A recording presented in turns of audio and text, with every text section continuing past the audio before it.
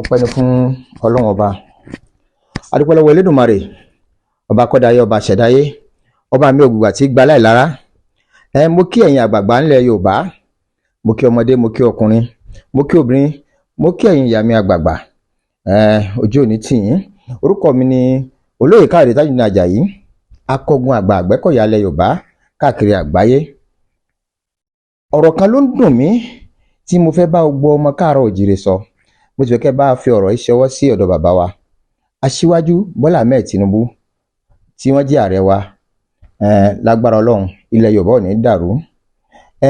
Nígbà ìwáṣẹ̀ gbogbo wa la mọ̀ pé iṣẹ́ àgbẹ̀ níṣẹ́ bàbá wa, ṣùgbọ́n iṣẹ́ àgbẹ̀ ó bàjẹ́ nílẹ̀ Yorùbá, àṣe bó ṣe ká ṣe mọ́. Kí ló fà á tó fi rí bẹ́ẹ̀ ni pé kò sí ìrànlọ́wọ́ tó tó tàbí tó péye lọ́dọ̀ ìjọba. Àwọn tó tún tiraka pé kí àwọn ṣiṣẹ́ àgbẹ̀ yìí, àwọn Fúlàní wọn bọ́ sínú oko wọn pa wọ́n. Insecurity ó fa àgbẹ̀sẹ́yìn nílẹ̀ káàárọ̀ òjìrè. Ẹ̀yin ìjọba sì mọ̀ tó yẹ kẹ́ ẹ ṣe. Èyí tí mo wá fẹ́ sọ gangan tó ń dùn mí jù, bàbá Bọ́lá Ahmed Aṣíwájú Tinubu, mo wà nínú àwọn olólùfẹ́ yín nítorí mọ̀ pé Ọlọ́run ọba mi ló gbé yín débẹ̀. Tí ẹ̀ bá lójú inú yóò mọ̀ pé Ọlọ́run ló gbé yín sí àyè yìí. Ṣùgbọ́n kí lẹ fẹ́ bá Ọlọ́run ọba sọ tọ́lọ́run bá pè yín sọ́dọ̀ lórí ilẹ̀ ìran yín nílẹ̀ Yorùbá? Ẹ wá wò sùnsùn ẹ rí ẹni tó yẹ kẹ́ ẹ gbéṣẹ́ àgbẹ̀lé lọ́wọ́ mọ́, ó wá di gọ́vnà Adémọ́lá Adélékè. Ọ̀gá o, ẹ rí ilé ijó kẹ́ ní kí ẹ kan gbé wá sí Ọ̀ṣun kí wọ́n promote ilé ijó, ibi táwọn yóò ti máa jó, tí gómìnà ó dé bẹ́ẹ̀ náà tí ó máa jó. Iṣẹ́ àgbẹ̀lẹ̀ wá rí tẹ́ wá gbé wá sí ilẹ̀ Yorùbá. Ṣé ti gbàgbé ni pé àwọn bàbá wa nígbà ìwáṣẹ̀ iṣẹ́ àgbẹ̀ náà fi tọ́ ọ̀pọ̀lọpọ̀ gbogbo yín náà tẹ́ jẹ́yàn náà fi tọ́ yín dàgbà. Iṣẹ́ àgbẹ̀ yìí náà ní iṣẹ́ ilé wa. Wọ́n ní ìwé kíkọ́ láìsí ọkọ́ àtàdá kò pé o. Iṣẹ́ àgbẹ̀ iṣẹ́ ilé wa ni, kò síṣẹ́ yóò máa jalè. Ẹ wá láwọn ọmọ ṣe yahoo, bóun ò ṣe ní ṣe yahoo. Ẹ wá gbé iṣẹ́ àgbẹ̀ wá sí Ọ̀ṣun pé kí gómìnà Adémọ́lá Adélékè tó ń ṣèjọba lọ́wọ́ báyìí kí wọ́n ṣiṣẹ́ lórí ẹ̀ káàkiri gbogbo South West. Nígbà tí wọ́n máa sọ wọ́n láwọn àwọn lọ kó àwọn Zimbabwe wá. Nǹkan ti ṣe wá nílẹ̀ Yorùbá. Àwọn ò mọṣẹ́ àgbẹ̀ ṣe mọ́, àwọn Zimbabwe yẹn náà mọṣẹ́ ṣe. Ebi wá ń pa àwọn yẹn wá. Wọ́n kó tractor wá sí Ọ̀ṣun, kò sí àgbẹ̀ yọ kan tí tractor wà lọ́wọ́ ẹ̀. Níbo ni ẹ kó tractor sí? Ìyẹn là ń kígbe lọ́wọ́. Lẹ́yìn tó ń gbé wá, federal government tó ń gbé wípé kán gbé iṣẹ́ àgbẹ̀ wá sọ́ṣun. Ẹ wá láwọn lọ kó àwọn Zimbabwe wá. Àwọn ọ̀dọ́ wọn wà bẹ́ẹ̀ tí wọn ò ríṣẹ́ o. Ẹ wá láwọn ọmọ ṣe yahoo. Ẹni wọ́n ń bẹ́ orí, wọ́n ń jalè. Ta ló fà á? Tó bá yá, ẹ wà tún jáde, ẹnìkan wá dìbò fún yín. Ṣé àwọn Zimbabwe ló dìbò fún yín gbà tẹ́ ẹ wọlé gómìnà Adémọ́lá Adélékè?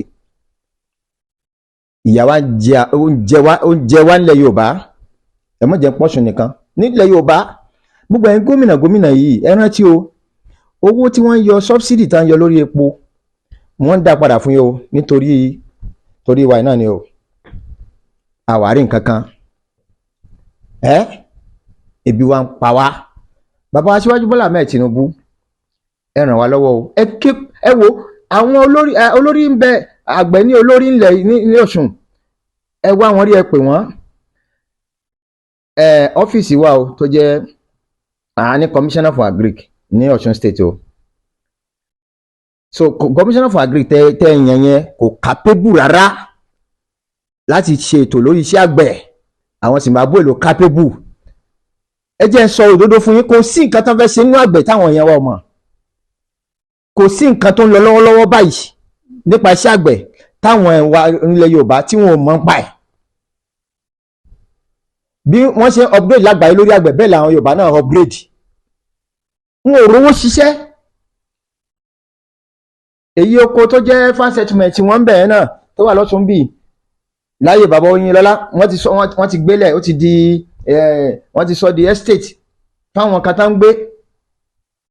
Ilẹ̀ sì pọ̀ nílẹ̀ Yorùbá nítòótọ́, pàápàá jùlọ nípínlẹ̀ Ọ̀ṣun yìí. Ilẹ̀ pọ̀. Federal government bàbá Aṣíwájú Bọ́lá Ahmed Tinubu, ilẹ̀ pọ̀. Wọn ò empower àwọn àgbẹ̀. Wọn ò fáwọn àgbẹ̀ lówó. Wọn ò gbé katakata tí wọ́n fi ṣiṣẹ́ tractor, wọn ò gbé fún wọn. wọn ò encourage àwọn àgbẹ̀. Báwo ni Ọ̀ṣun ṣe wá fẹ́ dáa? Báwo ni ilẹ̀ Yorùbá ṣe fẹ́ dáa?